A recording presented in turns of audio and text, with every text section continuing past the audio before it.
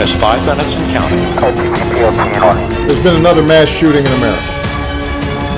This time in a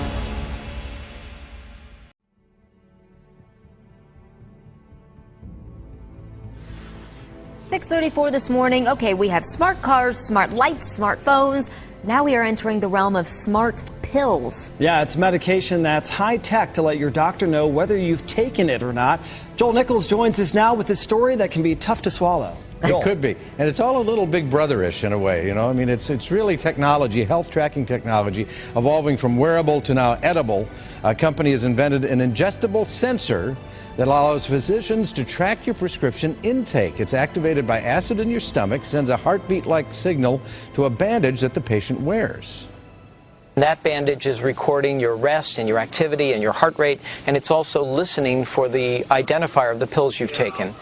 A Bluetooth connection with the patient's smartphone collects the data from the bandage, encrypts it, and then you can decide if you want to share the information with your doctor. So you do have some choice in the matter. Select medical centers are already using the sensors with medications such as ones for hypertension, but the expansion of this is on the horizon, and the company that developed the sensor is conducting a trial for it with pediatric patients at a Dallas hospital. Involves young patients recovering from an organ transplant. Now, the sensor is safe, and it's FDA approved. 4.5 magnitude earthquake centered in Pawnee, Oklahoma, felt here in Kansas City. I want to share with you guys some interesting posts that I got on my Facebook page. Bellant felt it at 51st and Harvard. Sounded like someone was running upstairs. Susie, we live in a 2-story house in Henrietta, and the earthquake was felt throughout our house. Coffeyville, Kansas heard and felt it. Collinsville did not feel it, this person says. But listen to this. In Glenpool, I was sleeping. It rattled me awake. I heard it and felt it shaking the whole house. Everything in here rattled. And just lastly, Randy in Muskogee felt it in Muskogee, not nearly as long as the September quake, but strong enough to shake the windows. For 8 o'clock this morning, it was centered about 5 miles northwest of Warrenton. That's 9 miles west of Astoria, about 21 miles below the ocean floor. Our Lisa Balick there in Warrenton and joins us live. Lisa, what's the latest? Well, no injuries, no damage, but there are a lot of people around here who tell me that they definitely did feel it. Now, some described it as if a truck had crashed into a building nearby. Others tell me that they felt the actual wave motion of the earthquake. Now, they felt it as far as Long Beach to Claskenai. Viewers contacting me say they felt it south to Oceanside along the coast. Now, I talked with some who felt it around here. They say it was definitely a shaker. Well, it was just, like someone, it was just a shaking, and like when someone falls. Today, just a few months after a massive region-wide drill called Cascadia Rising. Our Emily Sinovic found out just how much work we have to do. So are we, in fact, prepared, Emily? No, that's the simple answer and an honest answer from the director, who tells me it's really impossible to ever be 100% prepared for a natural disaster that could kill more than 10,000 people. There isn't a state, there's not a region in the country, I don't think, that would be prepared to handle what it is that we're looking at. Administrator Fugate from FEMA has said this is the worst disaster facing our country. It's Hurricane Katrina, Hurricane Sandy, and Loma Prieta earthquake all combined times 10. Director of Oregon's Office of Emergency Management, Andrew Phelps, tells me they learned a lot from the largest disaster drill ever conducted in the Pacific Northwest. It's called Cascadia Rising, a 4-day exercise in June that tested years of planning for emergency response after a massive earthquake and tsunami. A major takeaway?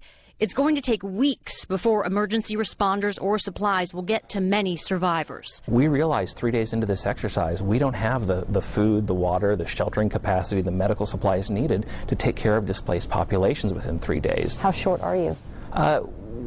We're short enough to know that we're going to need at least 2 weeks, I think, to get those critical supplies where they're needed. Phelps says they're also trying to improve communications without cell phones or internet, relying on technology like satellite phones.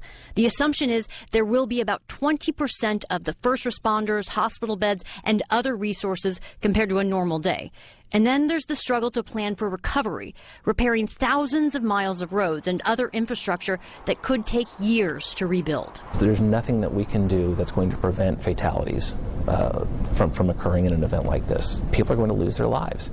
Our job is, after the earthquake hits and after the tsunami hits, every life that can be saved is saved. Governor of Alabama declaring a state of emergency and warning of a gas shortage after an explosion and fire in a major gas line. The Colonial Pipeline running from Houston, Texas to the port of New York and New Jersey, supplying much of the East Coast. That line rupturing for the second time in 2 months now, and tonight much of it remains offline. Here's ABC's Philip Mena on the deadly explosion. That massive pipeline fire sending thick smoke into the air. Look how black that smoke is. Aerial footage showing the haze blanketing a vast swath of land just south of Birmingham, Alabama. Sound like they have some injuries. I think we're going to need to start additional rescue units. The fire erupting shortly before 3 p.m. Monday when the gas line was struck by a track hoe making repairs. It looked like there was like a plane crash. I've never seen anything like this. One worker killed and several others injured. As emergency responders raced to contain the blaze, the critical main gas line shut down part of a 5,500-mile pipeline, raising concerns of shortages and price increases at the pump. This explosion happened a few miles from where a pipeline leaked in September, causing a hike in gas prices in the southeast. The track hoe that struck the gas pipeline was actually working to fix a problem from that earlier leak. It may take days or longer to get the main gas line reopened. Australian Prime Minister Malcolm Turnbull highlighted an announcement earlier this week with a message for people smugglers. If they seek to bring people to Australia, those passengers will never settle in this country. The Turnbull government plans to introduce legislation that would permanently ban asylum seekers trying to enter Australia illegally by boat. A generous humanitarian program, a harmonious multicultural society depends on the Australian government being in control of its borders. The government has said that this is about targeting people smugglers and stopping their business model. But the people that it's punishing is people who are here seeking asylum. These are people who came here seeking the safety and protection of Australia. Australia already has one of the strictest border protection policies in the world, which the government says is aimed at stopping deaths at sea. Asylum seekers attempting to reach the country by boat are taken to offshore detention centres.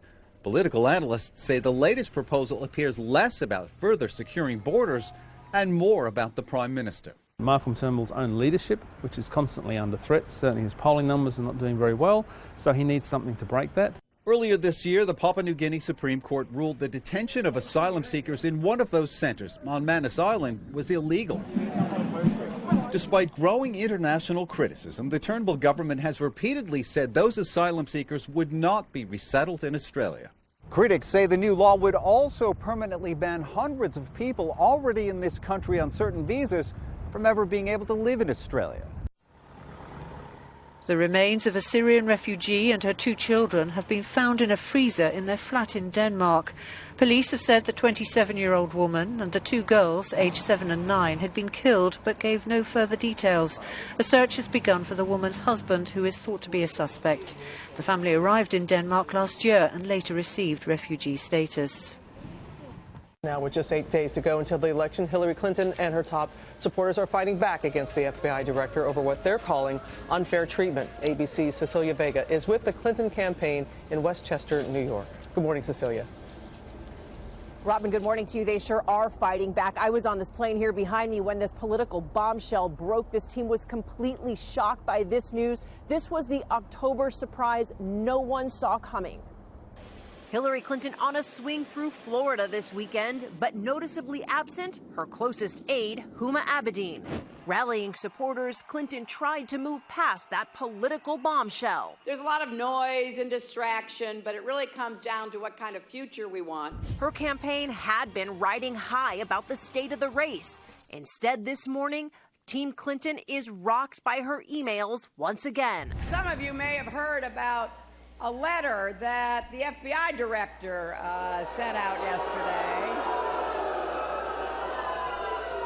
Well, if you're like me, you probably have a few questions about it. It is pretty strange. It's pretty strange to put something like that out with such little information right before an election. Now first stage performance. T-minus 5 minutes and counting. There's been another mass shooting in America. This time in a